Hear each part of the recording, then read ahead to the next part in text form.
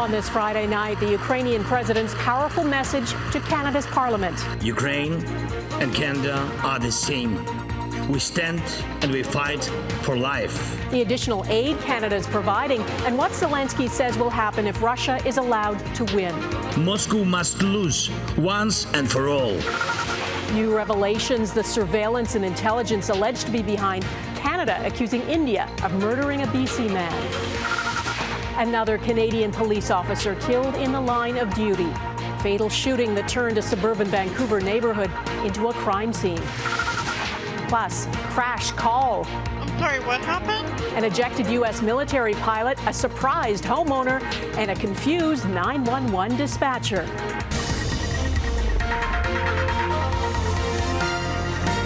Global National with Donna Friesen.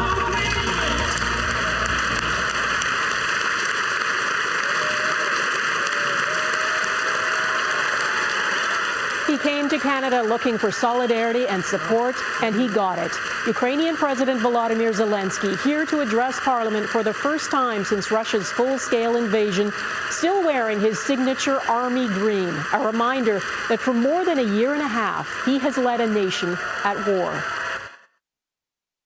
Volodymyr, Olena, to see you here today in this chamber, to see so many proud and courageous Ukrainians here today, after everything you have all endured, is a testament to the commitment of your country and the strength of your fight.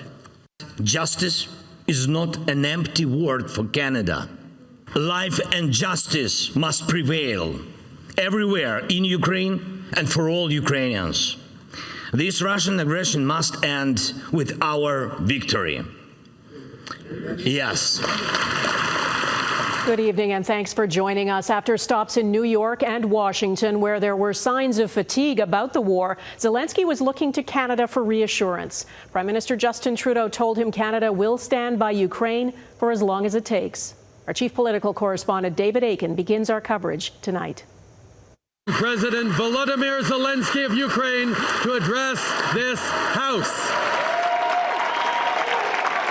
Applause of admiration and respect from Canada's lawmakers and guests. And from the guest of honor, expressions of admiration and respect returned. And you are always on the bright side of history. Thank you. Volodymyr Zelenskyy was referring to Canada's contributions to victory in Europe through 2 world wars and the Cold War.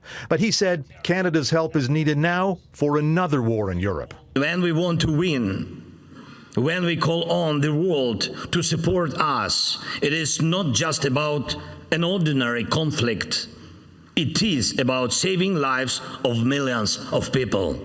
To that end, Canada announced an additional $650 million in military aid to Ukraine to be spent over the next 3 years. Most of that will be used to give Ukraine 50 armored vehicles to be built in an Ontario factory. Canada will also give Ukraine $34 million to help small-scale farmers, to help with recovery efforts, and to provide mental health services in Ukraine. I know, First Lady Zelenskyy, you are dedicated to the work to address this. In the House of Commons, the gallery was filled with some of the 175,000 Ukrainians who have found safety in Canada after being forced to flee their homeland because of the war. And most of all, I would like to thank you, Canada, for the purely human thing, for making Ukrainians feel at home when they are here in Canada. Thank you. Thank you. Canada's aid to Ukraine is now moving to a longer-term focus, moving beyond the war to recovery. And so there's funds to help rebuild infrastructure, funds to help Ukraine with democratic reform. But Canada still wants to make Russia pay for its aggression. And so Canada and Ukraine will start talks to find ways to seize hundreds of billions of dollars in Russian assets in Europe and elsewhere as compensation for the damage the Russian government has caused. Donna. David Akin in Ottawa, thank you. In Washington, yesterday, Zelenskyy got a commitment for another $325 million in U.S. military aid and some long-range missiles that can strike targets as far as 290 kilometers away, well behind Russian front lines. Britain and France have already supplied another long-range missile, the Storm Shadow, and it was used in Ukraine's latest missile attack on Russian-occupied Crimea. The headquarters of Russia's Black Sea Fleet in Sevastopol was hit. And last week, the missiles were used in another attack on a Russian shipyard. Without those weapons, especially from the U.S., Ukraine could not fight this war. Eric Sorensen looks at the challenges it is up against. Ukraine's counteroffensive is winning back hard-fought territory and some key villages. But this is the hard truth of the war in eastern Ukraine. Wretched fighting from small trenches, few gains and high casualties on both sides. We hit them, they hit us, says this Ukrainian soldier. There are a lot of them, he says, too many. My fear, says this Ukrainian, is that Russians will get to my home. That is the reality. The Russian military still controls much of eastern Ukraine. The Russian troops extend all the way to the border with Belarus, but 1,000 kilometers of front lines are in Ukrainian territory. The Ukrainian counteroffensive hoped to punch through and cut off Russian supply lines. But the Russians are dug in. There are many lines of defense with tank trenches and minefields, and the Ukrainian gains in blue have been limited. And there are few signs that this grinding standoff will soon change. The Russian strategy would appear to be to sit on the defensive, wear the Ukrainians out, and then over time convince them that this is futile. And also, I think perhaps strategically, perhaps more important, is also to convince Western states that this is futile. The international community must not allow Russia to get away with this land grab. At the UN, Western allies, one after another, pledged to maintain support for Ukraine. If Russia stops fighting, there will be no war. If Ukraine stops fighting, there will be no Ukraine. But Poland has said it will not send any more weapons to Ukraine over a grain dispute. And voices raising questions about financing Ukraine are growing louder in Washington. We're very concerned about accountability. If Ukraine doesn't make progress over the next, say, 6 to 12 months, I think there's going to be additional pressure in the Western world. The Ukrainians are counting on new weapons and fighter planes to turn the tide. But Russia has announced that it's increasing its military spending too. And it could go on for years and years and years. It's a matter of political will. At some point, political objectives need to come into line with military realities. For now, the military reality is that Russia and Ukraine both have sufficient resources to fight on. Eric Sorensen, Global News, Toronto. There is a developing story in British Columbia tonight. An RCMP officer has been killed and at least 2 other officers injured after a shooting in the Vancouver suburb of Coquitlam. Neetu Garcha is there. Neetu, what do we know about what happened? Donna, the policing community is in mourning tonight, and members from multiple departments are now in a procession which just departed from this intersection behind me moments ago. That procession is being led by the ambulance carrying the body of the officer who was killed in the line of duty here this morning. RCMP have now identified the officer who died as Constable Rick O'Brien of the neighboring Ridge Meadows RCMP detachment. Police say he was part of a team of officers who were executing a search warrant on a residence in this area. Officials say there was an altercation with a man which resulted in multiple officers being injured and the man being shot. The injured suspect, a man in his 20s, is in hospital with non-life-threatening injuries. He was known to police. Officials say one of the injured officers was treated and released from hospital, and the other officer is still in hospital with non-life-threatening injuries. Witnesses report seeing an officer limping and bleeding from a wound in the leg. They also describe seeing a man in handcuffs being taken away from the scene by police. Someone was taken away in ambulance and they were doing chest compressions, and someone in handcuffs in his underwear was taken away. There was a guy on the stretcher and they were giving him like chest compressions. This all started this morning when a swath of police and paramedics swarmed this intersection in a busy area near a shopping center, multiple residential condo buildings and restaurants around 10 o'clock. And since then, officials have confirmed that there is no further risk to the public. Donna? All right, Neetu Garcha in Coquitlam, BC. Thanks. New information is emerging about what may be behind the assertion by Prime Minister Trudeau that the Indian government is linked to the killing of a Canadian Sikh leader.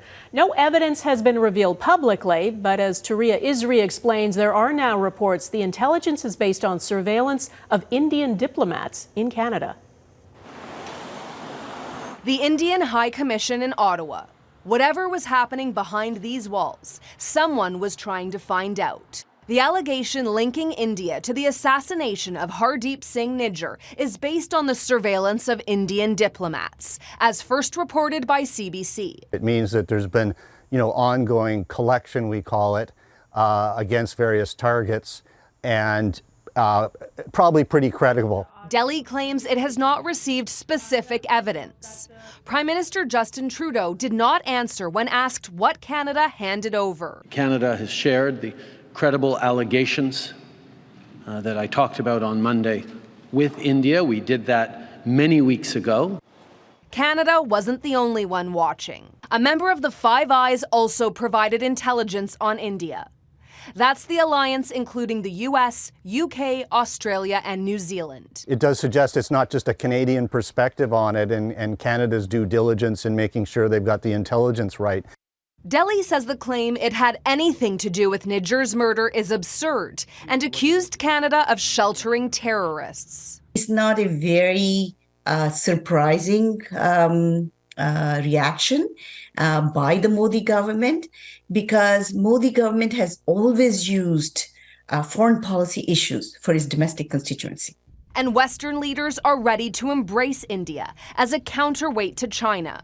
The Financial Times is reporting American President Joe Biden brought up Nijjar's murder with Indian Prime Minister Narendra Modi at the G20. But this political expert says Biden has been reluctant to publicly criticize Modi about a range of issues. Whether it is in terms of democratic backsliding, whether it is in terms of treatment of religious minorities. India has remained silent on the latest revelation about the surveillance of Indian diplomats in Canada. The latest development in a tumultuous week that's included diplomatic expulsions, travel advisories, and visa suspensions, all against the backdrop of a murder investigation. Turiya Isri, Global News, Ottawa. Ontario Premier Doug Ford lost another minister from his government today, the third this month. Labour Minister Monty McNaughton says he's stepping away from politics to pursue a position in the private sector. Queen's Park Bureau Chief Colin DeMello is following that.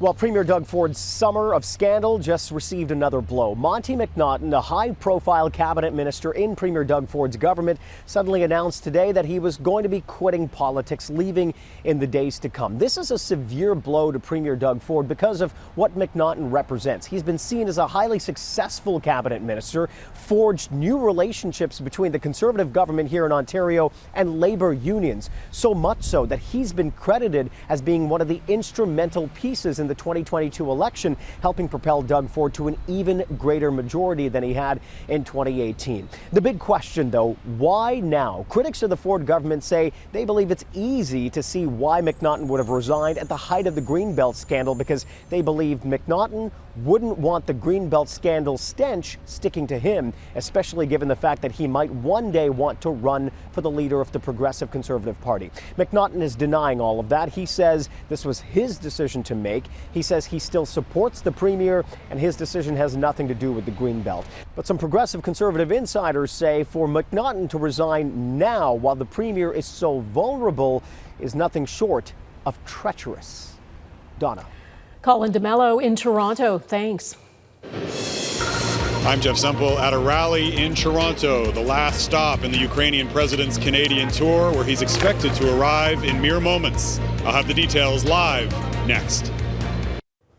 Ukrainian President Volodymyr Zelensky's final stop on his quick trip to Canada is downtown Toronto. He's meeting with business leaders as well as people from the Ukrainian diaspora. Jeff Semple is at a rally tonight. Jeff, what's expected there? Donna, this is the last stop in Volodymyr Zelensky's whirlwind tour of Canada, where he is expected to arrive at this rally really at any moment. And when he does, he'll be met by the Prime Minister, Deputy Prime Minister, other dignitaries, as well as several hundred members of Canada's large Ukrainian diaspora, who you can see there from all walks of life. 1.4 million people of Ukrainian descent live in Canada, and that number has only grown through the invasion, of course. Almost 200,000 Ukrainians fled their country after Russia's full-scale invasion, have come here and are now living in Canada under that special visa program, many of them here tonight as well. I spoke with one of them, a woman, a school teacher in Kyiv who actually taught one of Volodymyr Zelensky's children in Kyiv before she fled that city following the invasion and came here to Canada. She says she's glad to see him here tonight because she hopes that his visit helps keep attention focused on that conflict. Yeah, and you know what? And a lot of people do not want to talk about this anymore. And it's not the news for them anymore. So, and we have to make sure that we keep it alive, and we have to talk to them what's happening, why is it happening.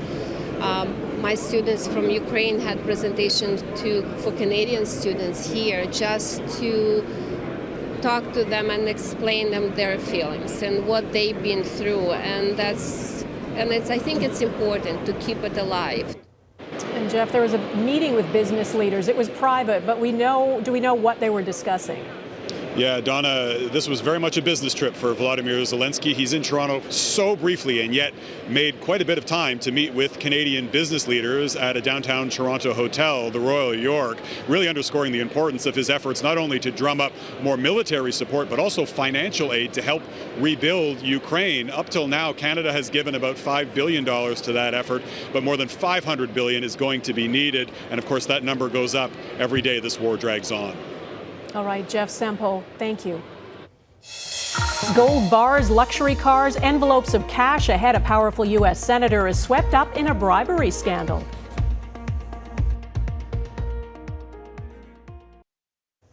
A U.S. senator from New Jersey and his wife have been indicted on corruption charges. Democratic Senator Robert Menendez and his wife are accused of accepting lavish gifts from 3 businessmen to secretly aid the Egyptian government. Investigators say in the search of the couple's home, they found nearly $500,000 in cash stuffed into the pockets of clothes in the couple's closets and in the safety deposit boxes. They also found gold bars and a luxury vehicle. It's the second time the senator has been indicted on bribery charges. He denies the accusations. We're getting a better understanding of a puzzling series of events after a U.S. fighter pilot ejected from his F-35 over South Carolina last weekend. He landed in a man's yard, and that man called 911. I guess we got a pilot at our house, and he says he got ejected. So he ejected from the plane. So we just see if we could get some ambulance, please. I'm sorry, what happened? We got a pilot in the house. Has there been a report of an airplane crash? I have not seen any come up yet. Okay, what part of the body was injured? Ma'am, I'm a pilot in a military aircraft, and I ejected, so I just rode a parachute down to the ground. Can you please send an ambulance? I'm sorry, what happened? They did send an ambulance. His $100 million fighter jet crashed on Sunday after what the U.S. Marine Corps said was a malfunction. The plane wasn't found until Monday after the public was asked to be on the lookout for it. A correction on a story we aired on July 25th. In our coverage of the mass protests over Israel's planned judicial reforms, we stated that nearly 7 million Palestinians are living under Israeli military occupation in Palestinian territories, including the West Bank. According to data from the UN, that figure is closer to 4.8 million. Next, the story of one woman's love for a little boy in Ukraine.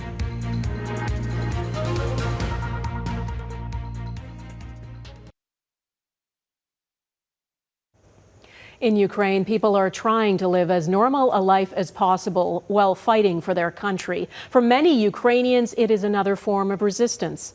As Crystal Gamansing reports, they're still finding moments of joy in unlikely places. David is nearly 3 years old, and like many his age, he runs on a seemingly endless supply of energy. This child really helps me to stay alive. 18 months ago, it was David fighting to stay alive. He was brought to Kyiv by volunteers evacuating people from Kramatorsk.